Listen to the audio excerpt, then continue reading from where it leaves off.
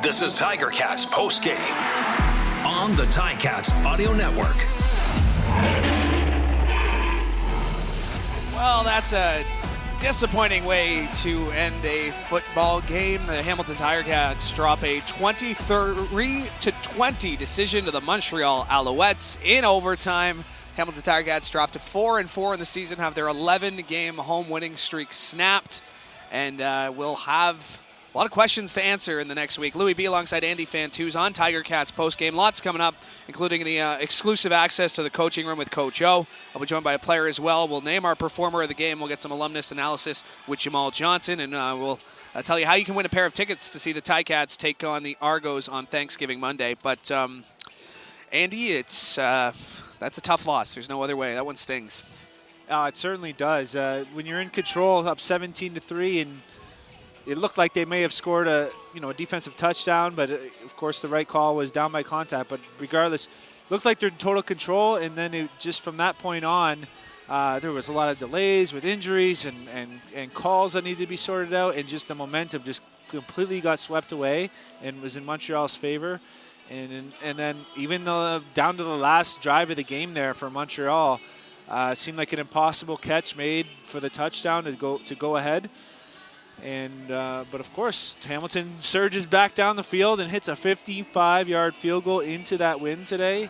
What an amazing kick. Just like you were saying, it went over the bar but didn't even hit the goalpost, so it was that close, like within inches. I was about to say, that's less than a yard. Like the distance, we're looking here, the distance from like the goalpost to the goal line is less than a yard, and it fell in within that. Yeah, which is just wild, but just one of those games. So going into overtime, just an unfortunate fumble there. They tried to do some hurry-up offense, and it seemed like the snap didn't get collected properly, and or the handoff wasn't clean, but he got hit behind. ST got hit behind the line, dropped the ball, and unfortunately, with that win, Montreal's already starting in field goal range, so they didn't even need to get a first down, and they hit the kick. Yeah, it doesn't help, and there's going to be questions to be asked about Mason Bennett, Kay Okafor, Frankie Williams. I mean, those, like Frankie Williams, we've been talking about it all season long. It is hard to understate just how important Frankie is, and maybe on that play, if Frankie's out there on that last touchdown, it's hard to say, but you got Mike Daly, who's playing in his first game since week 1, and it was a great catch. I'm not taking away from anything on that, but obviously a tough way to give up the lead late. Like you mentioned, Taylor Bertolette coming down the field, knocking in that 55-yard field goal. But we said it heading into this game. If the Ticats had lost, there's going to be a lot of questions, and there are some questions that are going to need to be answered this week.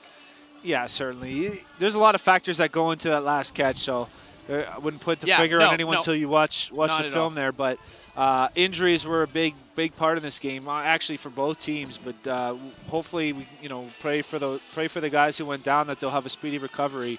Some shuffling was needed on both sides of the ball, and it's one of those games that not only you lose on the scoreboard and in the standings, but losing some of your key guys and to injury is just kind of a double blow. Yeah, well, let's run down some stats here. The total net yards for the Montreal Alouettes, 397, including 317 yards. Passing, 104 yards on the ground. The Ticats, just 223 yards of offense through the air, 53 yards on the ground. This defense kept them in games. This defense has done a really good job of keeping them in games. But at some point, the offense is going to have to connect.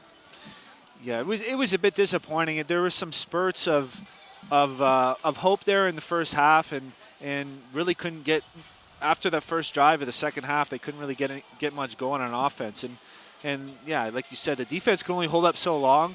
There was definitely some missed opportunities for some interceptions and big plays, but they did create 2 interceptions, and for the most part, were pretty strong defensively again. So I wouldn't be putting this on that side of the ball. Of course, they're going to want to do more, as they always should and will. But, the offense has got to click, and you got to be able to string some first downs together and get into some kind of rhythm, and that just didn't happen. Yeah, and like it's not like I don't think Masoli cost the team the game at this point. Like, I mean, Masoli was efficient, 23 of 33, 70% completions, 223 yards, protected the ball, but did get sacked 4 times, and those sacks came at costly times.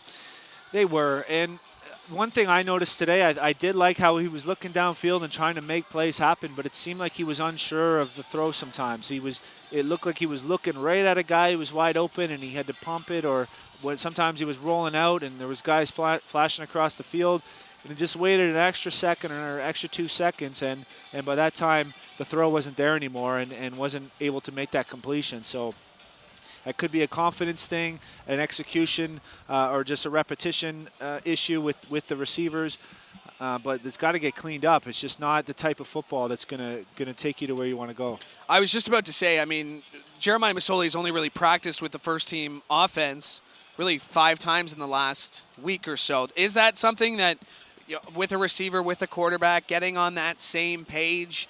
Like, when you think about it, Jeremiah Masoli has only really played 3 games in the last 20 months at this point. Like, he's got the skills, he's got the talent.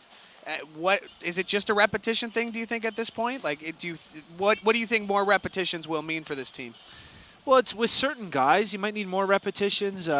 One play in particular, I can remember when Stephen Dunbar was wide open, flashing across the field, and Mazzoli's rolling the same way as him, and it looked like he kind of pumped to him twice. And these are guys who never took any snaps together. Well, they probably took some snaps in training camp, but Dunbar didn't start until week 3 when Mazzoli was already out, and so this would be their first week of practice together as a first-team offense. So that could be a situation of, hey, look, you're in a zone, you need to settle here. So maybe he was hoping he would settle, or maybe he didn't have a lane to throw with the defensive lineman in the way.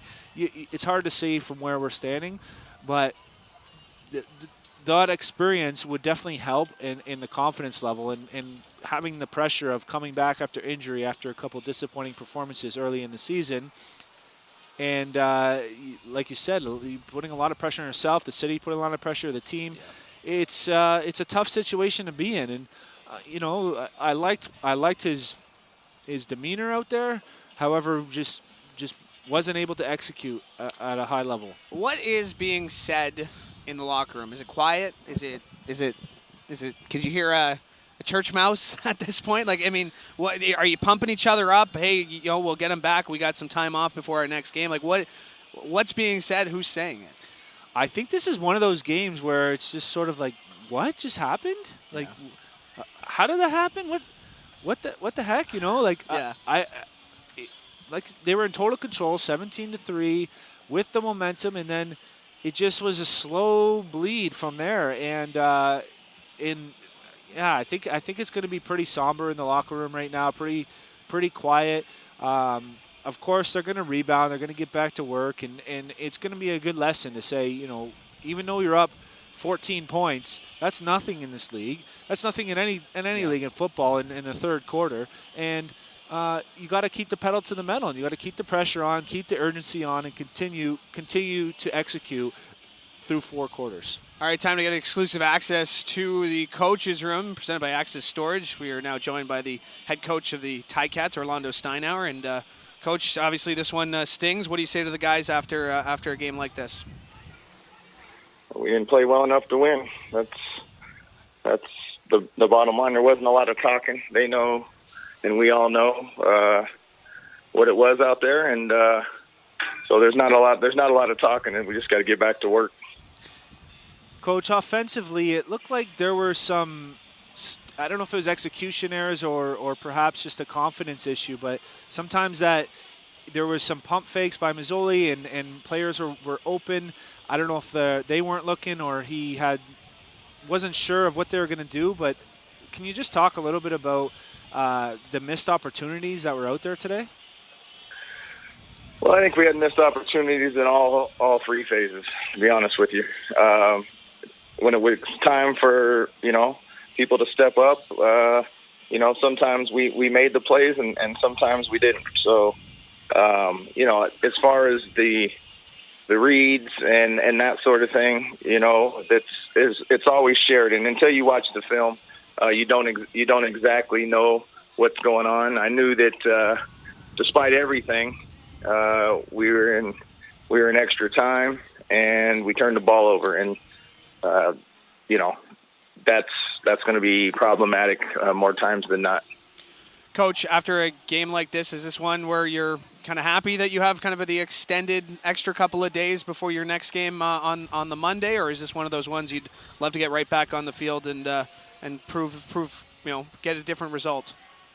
Well, I want the players' bodies to heal, but I'd rather play tomorrow. So, I don't really put any stock into what it is, to be honest with you.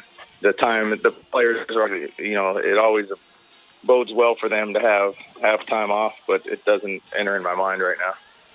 Yeah, on that note, there was certainly a lot of injuries on for both teams tonight. Pray for a speedy recovery, and I think like you said, you can only control what you're going to control. So tough one to swallow tonight. First loss for you at Tim Hortons Field, but I know you'll rebound strong and a bit of a lesson, I guess, being up 17-3 in the third quarter and keep that sense of urgency going and not let up and have a team fight back like that. But thank you for your time tonight, Coach, and good luck with the film review. All right. Thank you, guys. That is Coach O, exclusive access to the coaching room presented by Access Storage. And, he said it. They didn't execute. He's kind of saying all three aspects of the game. And I think you and I were talking about that. There were some balls that you thought maybe could have been intercepted, that could have gone back the other way. We've been praising the defense, but I think they understand that this was a game of missed opportunities for the Hamilton Tiger Cats. Yeah, there were spurts of greatness, but overall it just wasn't a sharp performance, as sharp as we've seen in recent games for that defense. And that goes with tackling. They had a chance to get a couple sacks that Vernon Adams somehow managed to late too, right? There was out of and it was like third down and long and third and short, and they just kept making the play when they needed to make the play. So you got to give Montreal credit. They executed when they needed it most, and came through. They were the better team through the fourth quarter and of course in overtime. So. Just a tough one when you're up 17-3 with all the momentum. There's going to be lessons. There's going to be some positives to take from this game. I'm sure there usually always is. There's going to be some lessons learned. There's going to be some tough conversations in film rooms this week. That being said, last year the Ticats went 15-3. 2019 the Ticats went 15-3, and it seemed like things were coming easy. Things were going their way. Is there something to be said, like you were saying with Coach, that you were up 17-3? That was the time. Is there something to be said that you got to learn these games? You got to learn how to win, and you got to learn how to not lose. Yeah, great teams are going to put a team in its, out of its misery at that point. And Tiger Cats are a good team, but they're not a great team right at this point in the season. And they're close, and they can get there. And I'm sure they're going to continue to improve. But you gotta keep the pedal to the metal there and continue to execute, just one play at a time, and then things do come easy. When you're trying to press and things aren't coming easy, that's when that pressure kind of snowballs, and then everything is a grind. And we've talked about this before. I talk about it with Tasser sometimes. There's just some games where it just seems like you got to do everything perfect in order to just have a chance, and then there's other games where it's like playing backyard football, and everything's just coming easy. You're having fun. Everyone's excited. The fans are going crazy. And that was the 2019 Ticats, especially at home. And we haven't quite seen that yet this season. The defense is playing their heart out, and we just got to get that offense kind of clicking.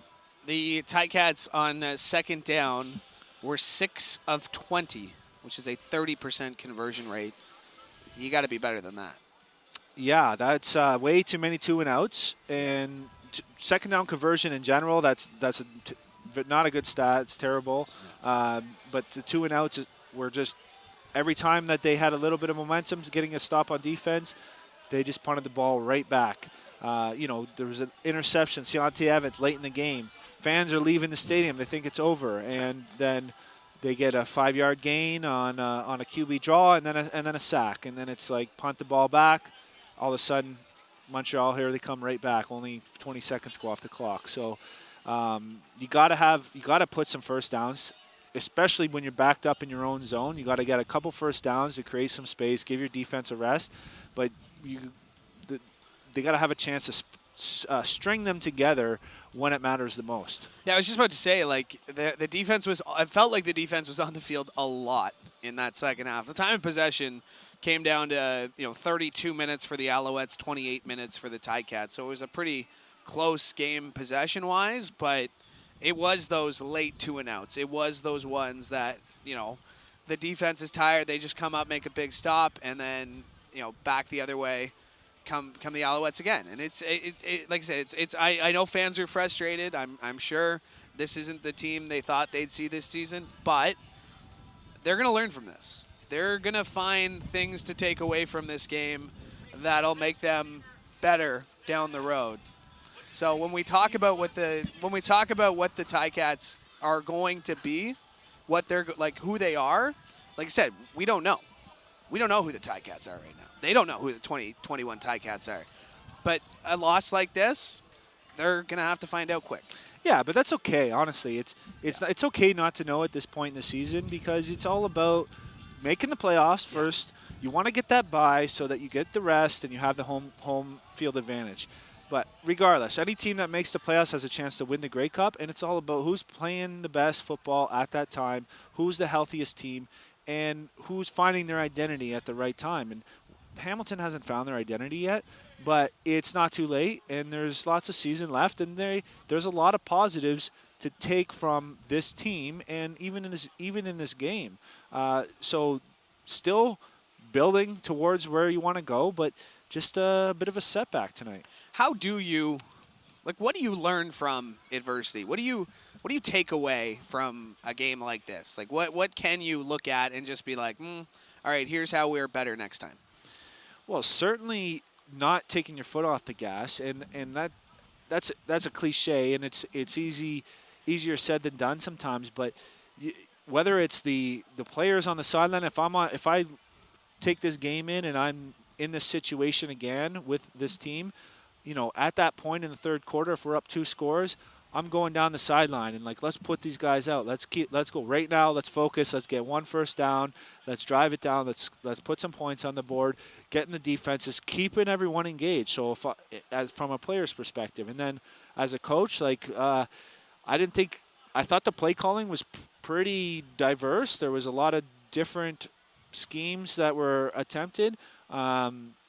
So it's hard to say exactly how you would switch that, but I would just say as a general, just that urgency and that drive and getting the team riled up and keeping the focus into the game. Now we go down to the locker room and connect with Ciante Evans, this exclusive post-game interview presented by Access Storage. And Ciante, just your overall assessment on that game.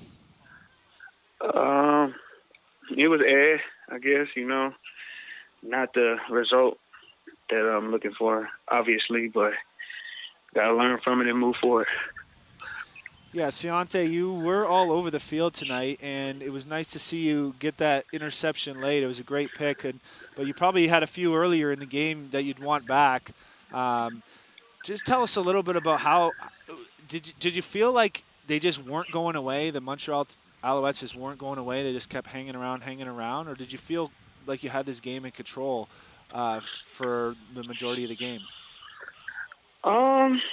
That's a great question, honestly. To be honest with you, I knew that we were in, kind of control throughout the game, but I knew that those guys, they weren't going to give up.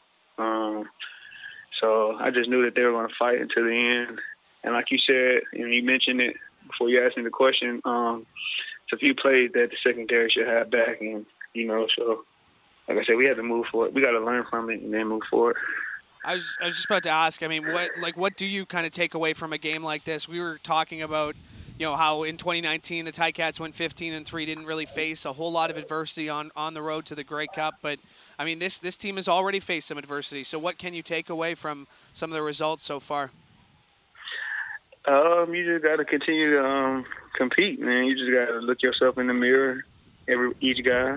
Don't point the finger, point the thumb. See how you can improve, and as a person, as a player, and for the betterment of the team. So I just think that you just have to self-reflect and figure out what you can do to help improve the team. I love that. Don't point the finger, point the thumb. I haven't heard that one before.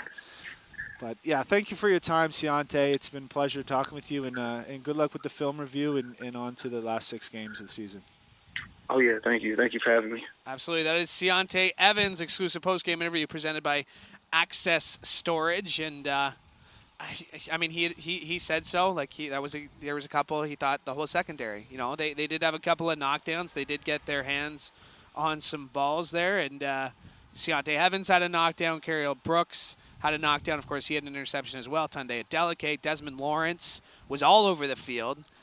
Just couldn't squeeze his hands on that football. And, the secondary and this defense and this Ticat, like, there were a lot of things that have been going right for this Ticats team on defense. And then, it just seemed like one thing got Mason Bennett going down.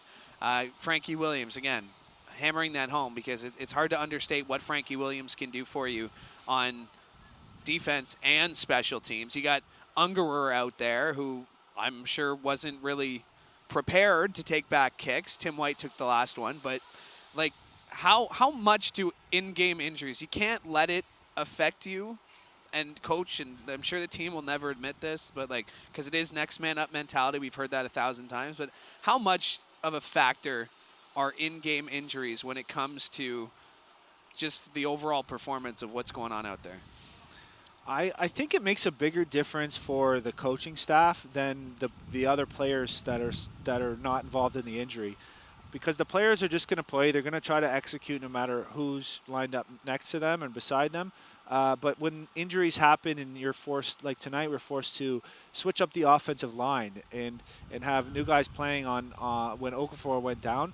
Like, that changes your pass protection scheme, and in ways that I don't even fully comprehend, to be honest with you. But and then losing Frankie Williams, then you got the boundary guys moving to the field and Lawrence coming in. It's just totally changed the dynamic. If you have receivers go down, you're certain plays you're not comfortable to run. Of course, with a quarterback, it's the biggest change in your offensive play call or your play calling in general. So I think it affects that more than anything. But as a player, you're just gonna keep grinding, and you can't really think about that too much. You got to stay focused and not get caught up in those injuries. Yeah, and I mean, I think we have to give the Montreal Alouettes a lot of credit for the way they played. They didn't go away. You said it's cliche, but the Ticats didn't keep their foot on the gas, and Montreal took advantage, right? And the Ticats were in control of this game at 17-3. It looked like they were, I was ready to ask Coach whether it was a statement win. But, of course, that's not the way the game ended. When you look at where you go from here, you still got 6 games left in the regular season. You still got, the next 2 are against the Argos. Those are going to be huge games. You can move, right back into first place with a couple of wins against Toronto. How quickly can you flip the switch from a loss like this to get back into it next Monday against Toronto? Well, you can flip it right away. I mean, you're going to learn from this game tomorrow and the next day, and then it's going to be on to the Thanksgiving game with Toronto, and those will be telltale games of the season, and that's going to decide a lot in the standings. Game like tonight, it's just such a roller coaster, like you were talking about. You make a big play on defense, a big stand, and then it's a 3rd and long, and they get a conversion and a sack, and then they pick it right back up. There's an offensive pass interference, 1st and 20. They still get the first down. It was a game of, okay, this is it, and then, oh, geez, they made another play. So, like you said, this is a play if you're on the other side of the coin, if you're on the other side of the coin, on Alouette fan and Alouette analyst, you'd be saying, wow, this fight in this team, this execution when it mattered most was very impressive. So, you said it. Give these guys some credit. They fought to the end and then some into overtime, and they deserve to win. Hey, make sure to keep listening because we're giving away a pair of gold seats to see the Ticats take on the Argos on Thanksgiving Monday. We'll tell you the keyword that you'll need to email to gameday@ticats.ca. We'll get you to put the keyword, and we'll let you know what that is in just a little bit. Tony Washington went down, obviously someone you know well, and not great to see a former Ticat down like that. But The Alouettes finished that game with linebacker David Menard in at guard. So doesn't that make that win that much more impressive by the Alouettes when you're starting when you're playing linebackers at offensive line? That's wild. Yeah. Well, I'm sure he's got some kind of background, but I also am sure hasn't taken any reps this week or this year. The thing about the offensive line, and Milty and I were talking about this. I mean, it's synchronized swimming. Like everybody's got to be kind of in lockstep. Not only that, it's a lot of hand checking, right? It's a lot of, okay, how do I get this guy? And so, again, the Alouettes, all things considered, if we're looking at this game, I think the Alouettes needed to win this game more than the Ticats did. They couldn't drop to 2-5. They didn't want to drop to last, they didn't want to fall into last place with Ottawa again, or, at 2-5. It's big for them to win 3. It's not saying it wouldn't have been big for the Ticats to win, but this just felt like a game that the Alouettes even needed to win. Doesn't sound right, but just wanted to win more. I agree with you. I even noticed it from the start of the game. Just the energy on the sideline just seemed to be a little more urgency with the Alouettes, and players getting ramped up with the anthem and the Six Nations flag and the fireworks. It's just, even when the crowd was getting into it, you could see the Alouette players getting energized from it. So it was one of those games that just the way it was going, it seemed like the Tiger Cats were getting comfortable, and they were just, okay, this is going our way. Let's just continue on this pace. And then all of a sudden, boom, it got taken away. The momentum changed, and then they couldn't recover. All right, time to get some alumnus analysis. Very pleased now to be joined by Jamall Johnson. And Jamall, I'm sure you've had results like that, games that you feel like you're in control and then end up slipping away. What's it like after a game like this? Yeah, man, that's a tough way to the ball game. Like you said, I think from the beginning of from the opening kickoff, it seems like the Ticats were in control of a good defensive battle. But those guys, Montreal, caught a spark at the end there, and in the second half, and you make the 55-yarder by like an inch and a quarter or something. It's like, okay, we got this game. And first or second play overtime, it slips away. So yeah, those hurt. But I know there's a resilient group over there led by some great leaders, and Coach O and his staff, and the leaders that they have on the playing on the field, and I think they'll bounce back. JJ, Andy Fantuz here. How you doing, buddy? Tools, good, man. Good to hear from you, man. How you? I'm good, thank you. I'm good. I wanted to talk a little bit about this linebacker crew here from the season. You played with a couple of great partners out there in our days, and what do you think of these guys so far this season? I think they look good, man. My last year in Hamilton, Simone was, I think it was his second year in the league, but his first year as a starter, right? And the intensity that he plays with, like emotionally, he's definitely a leader. He leads by example. I've always admired how smooth his body control, and I don't think I had the smoothest hips, so I always watched and admired other guys. And Simone, since the first day I met him in training camp in 2013, man, I always admired him, and he's been Defensive Player of the Year, and he's looking as good as ever. And I haven't been able to watch a ton of football. I got 2 kids and a wife, and life is just busy, so I don't get to watch as much. But I think Knox played in Saskatchewan. Was he a former rider? He was in Winnipeg. Yeah. But to that point, these guys have come in. Like Cameron Kelly was playing with the Steelers last year. Simone is Simone, like you said. How hard is it to build this chemistry that we've actually seen the Ticats really have from game one? Here they are, just played their 8th straight game all together. I mean, that seems impressive from the outside looking in. No, it is right, and I think that's a testament to the leadership, like I said, in the locker room. These guys probably have a culture It's family, right? Coach O is a Hall of Famer. He played the game at a high level, right? And the way he coaches and prepares guys. And Mark Washington, I played with Mark Washington in BC my first couple of years, right? So the leadership that they have from top to bottom, from on the coaching staff to the players in the locker room, I think that helps create a culture where everybody is ready to buy in. They're having fun, right? They're and the next man, when someone goes down, the next man's got to step up. And these guys are hungry to play, and like you said, for them to be able to plug and play guys or guys playing, consecutive weeks together, they're just getting better. I think every week, and they played their ass off tonight. Especially on the defensive side of the ball. Montreal just made a great catch in the fifth, to score that last touchdown they had, and those are tough ones. But like I said, I think there's a resilient group of players they got, and with the coaching staff, they'll be ready to bounce back. JJ, you may not have the smoothest hips, as you said, but you definitely had the biggest traps I ever saw. This linebacking core to me reminds me a lot about when yourself, Ray Williams, and Markeith Knowlton were out there, and similar body types and playing types.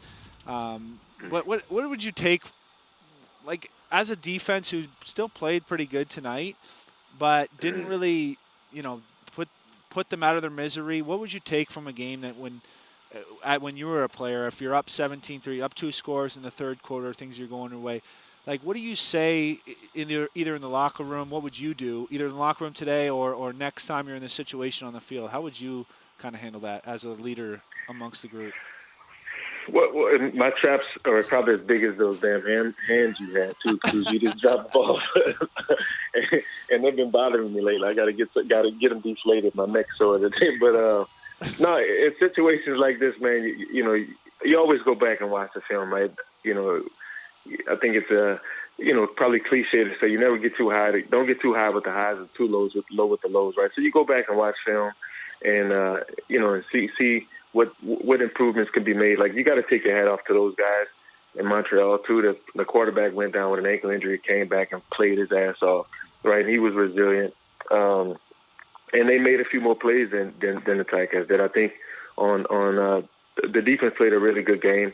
Special teams, I think we won the special teams battle, right? And then it just comes down to 3 or 4 plays in most games, right? Especially close games. 3 or 4 plays make the difference, right? Those guys, Montreal were able to they got a lot of sacks tonight, right? They especially late, they got some sacks and kind of had won the field position battle. So the defense, they fought hard. You go back, you watch the film, and like I said, there's going to be some stuff that they can iron out and clean up. But it's a team game too, you know that, and you just got to hope, in the next couple of weeks. Mazzoli back, he looked pretty good. Obviously, he's got some rust, but hopefully the offense start clicking, as well as the defense is, and and then going into the playoffs, the team will be firing on all cylinders, hopefully, right? After a game like this, where, like we were saying earlier, you feel like you're in control, Montreal comes back, and it felt like, I don't want to say they wanted it more, because both teams obviously want to win the game, but Montreal really left it all out there on the field. What do you do next? Like, take us from kind of the locker room. Like, how would you kind of process everything that happened tonight if you were driving home from the stadium after this game? Yeah, you try and you go you go to the locker room, have a sit down for a second and catch your breath. You don't want to do or say anything irrational. And again, like I said, guys battle. You go through these situations in practice. You go through them in training camp, right? Obviously, nobody likes to lose, but there's a lot of growth and learning that comes from losing and from a failure, right? And I think after these guys watch the film, right, get another week together with the offense. Like I said, I think defensively they played a hell of a game. There were some turnovers. There was some sacks that were given up. So there's a lot of stuff on the defense can't control. Again, yeah, they gave up a couple touchdowns later in the game, but that happens, right? It's football. You don't win them all. So guys don't need to go in there pointing fingers at anybody, right? And I think, like I said, Coach O has a great way of handling these things, and he's pretty straightforward and upfront with the guys. From my experience, the 1 year I played under Coach O. I think he's probably one of, if not one of the best coaches I played under, and I only had a year, with him. But so he's gonna, he knows how to handle situations like this, from the top. And I think, like I said, I don't know many guys in the locker room, but it seems like, they've got a good group, and I think they'll stick together, and like I said, hopefully in the next couple of weeks, string a few wins together and get rolling before the playoffs come around. Well said, Jamall. I know your time with the Tiger Cats did not include playing at Tim Hortons Field for a home game, but what was your favorite? Yeah. What's an experience of Ivor win that you could share with us? Something that sticks out to you for our listeners. Man, cool. I don't know. We had a lot of. It doesn't have to be a great memory. It's so many. It's so many. I can't recall. Any like specific, moment or game, but like nothing ever topped those Ivor win, Labor Day games, man. Like nothing ever topped, the atmosphere there, the crowd, right? We'd leave games and go right down the street on Boston. There's Italian family I used to go and have, a nice cold soda pop with them after the game. Maybe a hot dog or something, right?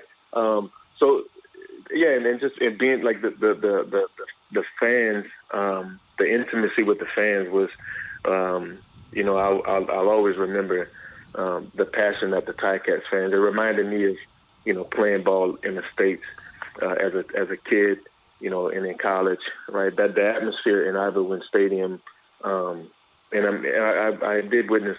I played a game or two, one game in the new stadium, but those Labor Day classics, man. There's not much that can top that.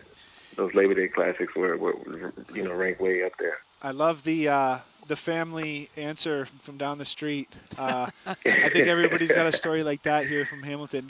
Okay, I'll give you one more. How about when you were playing for BC before your time in Hamilton? This might be an easier answer. What's a memory of Ivor Wynn? Before, as an away team, visiting. As an away team, man, the visitors' locker room was a special place. That visitors' locker, and I had a crazy moment as a BC Lion. We're playing. This was like 2008, and I wasn't a full-time starter, but BC used to.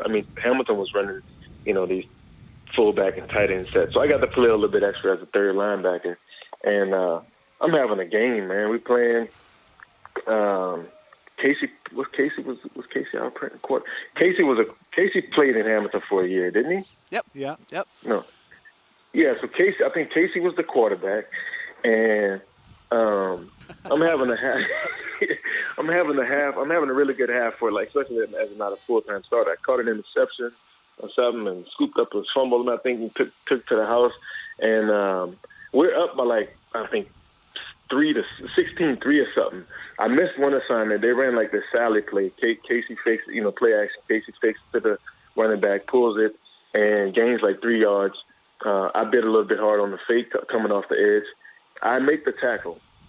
I think they keep the field goal, get 3 points. And Wally Bueno comes. We're in the locker room halftime, up 16-3. Pretty much dominating the game, and he singles me out. Jamall, you're a great player. Da da da da. You're a really good player. Da da da da. And like I said, I'm having a good game. I had 2 or 3 special teams tackles, a few more on defense. Interception, and he threatened to cut me. He threatened to cut me because I somewhat missed an assignment and gave up a 3-yard game, and the Ticats got a field goal out of it. So I got threatened. I almost lost my job when I thought I was having a really good game. But in that amazing visitors locker room at Ivor Wynne Stadium too, you probably remember that locker room too from your Saskatchewan days. Oh yeah, we spoke about it a few times here in the past games, and it was quite epic for sure. But sometimes it's when you're on that high on yourself, you need that coach who is going to bring you back down to reality and humble you a little bit. Absolutely. Even though you're playing elite football, it's just you could be better, right? You could improve, for sure. and we're going to remind you that you don't get off your high horse and get down like the rest of us. And so I always liked having coaches like that, and that's probably one of the reasons that Wally Brono was such a legendary coach in this league. Yeah, but 100%. Yeah, I definitely. Go ahead. No, I was going to say I remember going against you when I was in Saskatchewan and you were in BC. Then again, when I was in Saskatchewan and when you were in Hamilton, and I talked about how I think one of the hardest hits I ever took was catching a slant and you hitting me, and you probably don't even realize it was a big hit, but it was just the way the ball was like right into my chest. It felt like it went through my rib cage, and I couldn't breathe for a couple minutes. And I had a couple big hits in my day, but that was definitely one that I remembered vividly at Ivor Wynne. So. Man, good times. I'm flattered. Nah, yeah, that was. I was always an undersized dude, man. So I don't know, but I loved those big hits, man. Whenever I could, deliver one, and one of those moments. To backtrack, one of those moments was, I think, was it 2011 maybe? I got that nice hit on Buck Pierce. I think it was maybe opening day, and we do a zero blitz, to Buck's like blind side. Not even his blind side. Actually, I came up, but he was looking to the field. I was on the boundary blitzing, and man, I didn't false step coming off the edge, and nope, I was unblocked. I was running back, maybe tried to see me at the last second, and I was just able to run straight through Buck, man, and. I don't know, crushed him. And I loved Buck as a teammate in BC, so I kind of felt bad that, his helmet came off. We ended up losing the game, though, so it sucked. But that was a really fun moment, too, man. Yeah, we just pulled it up here on my laptop, so we got the live here. I mean, you really – I don't know what you saw, but you just came around the blind side, and like you said, I love the Sally too, though. You did the full sprint to midfield, and then the air guitar. That those big hits deserve big Sallys. That hit was played on replay for the CFL preview show every single week, I think, for a couple seasons. That was that one stuck around for a while. But yeah, man, I used to love getting those hits, man. But sometimes they got me in trouble. I'd look for the big hit and, miss a tackle here and there, or even the hit on Buck. Yeah. After hindsight, I'm like, I could have probably just taken the ball from him and scored. I probably just walked into the end zone on the other end. But I got excited about just, trying to, I didn't want to hurt him, but I wanted him to feel me. So when we have conversations like what Andy and I are having, he could say, man, you did hit me that one good time. You know what I mean? Mal, before we let you go here, let's just get back to this Ticats team, because what do you think they need to do differently next Monday against Toronto to get a different result? I think they continue playing some stout defense. I know Coach O likes to mix, and Mark, they like to mix it up on defense and keeps the offense guessing. The D-line is playing well. The front. So actually, from front to back, they're playing really, really good football. Just keep on improving on minimizing, little mistakes. There was a blown coverage today that gave Montreal a nice chunk play and gave them some momentum. So try and cut down on those little things like that. And then offensively, you got to protect your quarterback. it all starts up front on both sides. So, some better protection on on the offensive side of the ball to give, Mazzoli and those guys time to execute plays. Because I know Tommy, Tommy Condell, he's a really good offensive mind. And, he comes up with really, creative and fun schemes. And you got a lot of weapons on the offense, right? So everybody just do their part, right? Don't farm anybody else's land. Do your part. And then I think special teams, like I said, special teams look really good tonight to me. So everybody just, playing their part, knowing their role and playing at the highest level they can. And I think the talent's there. It's just, everybody just, doing their part. And like I said, they've got some pieces back over the last couple of weeks. And once those guys kind of all get back into game shape and seeing, some live action, like I said, I think they're in a good spot. Well said, Jamall. I'm going to let you go, man. I miss you, love you, and it's nice chatting with you. Likewise, man. Appreciate it. How's the family doing, too? Oh, we're great. Thank you. We got a 3-year-old and another one coming in 6 weeks, so it's going to get a lot busier for me here pretty shortly. He's got to enjoy the quiet time now. Jamall, can't wait to get you back on here. Thanks for doing this. All right. Thank you guys for having me, man. Have a good weekend. Absolutely. That's former Ticat linebacker Jamall Johnson with some alumnus analysis and a couple of other – I was just pulling up that Buck Pierce hit. And then there's that other one that was, like, replayed in commercials, and it was actually Craig Butler. Were you on that team? Was that the Saskatchewan where Butts had an absolutely massive hit on Buck Pierce? I think that was the year that I was in Chicago, so I missed that game, but I did come back and play on that team, so that was his first season. Yeah. But that was a different era, right? Like, for any of our listeners who are thinking, why aren't you guys talking about the head injuries? And that was before sort of this movement of the head injuries, and those were clean hits, but scary hits for Buck Pierce, and then rules started getting put into place for those big hits like that. We saw a ticky-tacky passer or roughing the passer from Malden the fourth here. Just a two-handed push, like not even like again. It was such an.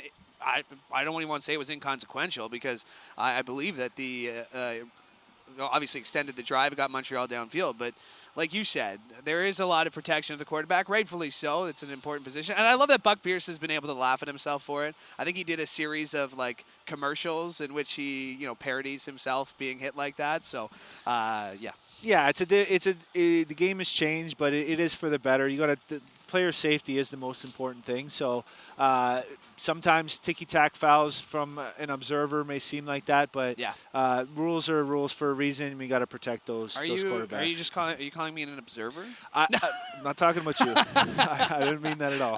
No, it's all good. That's exactly what I am. I'm just watching the game. All right, time to get to our performer of the game, presented by Hercules Tire, right on strength. We figured we had to go with someone on the defense. I thought Braylon Addison, and I thought, back to Jamall real quick. I thought he made a great point. Like, Braylon Addison's not game shape. You can't replicate gameplay. Even Jeremiah Masoli, you mentioned the rust. Jeremiah Masoli is not in game shape. But anyway, so like we were saying, we thought we'd get the focus on the defense. Who did you name for our performer of the game? I ended up going with Tunde Agdeleke. He had 8 tackles and a sack, and he was really flying around and making a lot of plays. So it was a tough call this week, but I did go with Tunde. I thought he had a great game, and I know there's going to be a few, again, like we say every week, there's a few that they're going to want back, but overall he was flying around and he stood out to me. Yeah, a great game, and that sack late, it looked like it was going to be the nail in the coffin.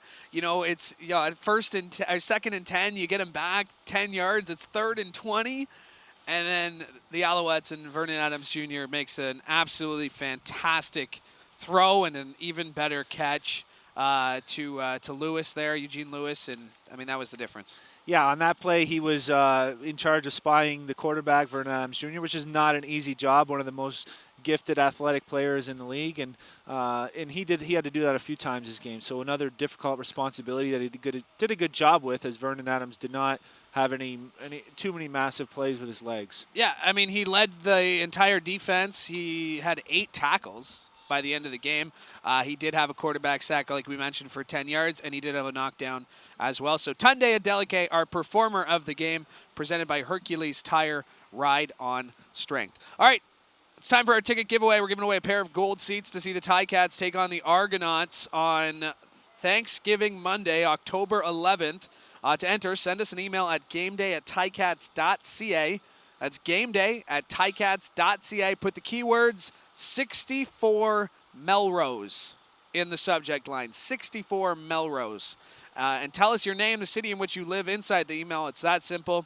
And to allow those who are listening live on stream as well as in podcast form to enter, the entry deadline is noon on Sunday, October the 3rd, and then we'll randomly pick from all the entries. So good luck. The keyword 64 Melrose. Make sure you add your name, the city in which you live, to gameday@ticats.ca. That's all you got to do to be entered to win some tickets to come see the Ticats take on the Argos on Monday. All right, time to get revisit our CarStar keys to victory. Of course, the Ticats didn't win this game, but what do we have for CarStar key to victory number 1? Force the Alouettes to throw the ball. This is an iffy one, honestly, because the rushing attack wasn't prominent this game, but they did accumulate over 100 yards rushing. And so this is going to be a neutral. I hate to do it. I hate to go on the fence, but I don't want to give them a thumbs down because it seemed like they did win by throwing the ball. Or they did make plays by throwing the ball. It wasn't the rushing attack that continued to extend drives and get big plays. So I'm going to give this one a neutral because they did give up over 100 yards, but it wasn't that in that fashion that you would expect. Yeah, and 4 knockdowns, 2 interceptions, and a couple of those knockdowns probably could have been interceptions. We heard Ciante mention that as well. So, yeah, I think that they did a good job really shutting down William Stanback. That was a huge part of it. Their quarterbacks ran for 39 yards. You have to expect that with a guy like Vernon Adams Jr., Matthew Schultz as well. He came into the game and was efficient. He was 4 of 7 for 108 yards. And, again, gutsy performance from Vernon Adams. And I know he was emotional earlier this season. I feel like this is one of those wins that, you know, he was pretty emotional about afterwards. Yeah, you could see the emotion even from the opening kickoff on the sideline. He was getting his teammates going, and he was able to escape some unbelievable potential sacks. Like those are ones that the defensive linebackers are going to want back because they might not look like a lot on the score sheet with only a 3-yard gain, but it's certainly different than a 10-yard loss. So that was a big factor. So neutral for CarStar key to victory number 1. What do we have for CarStar key to victory number 2? Establish an offensive rhythm. And this is going to be a big thumbs down for me. There were some spurts of plays that I like to see in the first half, but nothing consistent, nothing that I would call a rhythm. Certainly not distributing the ball around like you'd love to see. A few players made plays here and there, but not what I was expecting. And of course, with the wind changing right before kickoff, that has a bit to do with that. So you can blame a little bit on the conditions for both teams not having that high-powered offense in the first half. But yeah, there was no rhythm there. Way too many 2-and-outs. The second down conversion 30%, like you mentioned. It's just not what you need. Well, and you take away the Dunbar 56-yard completion.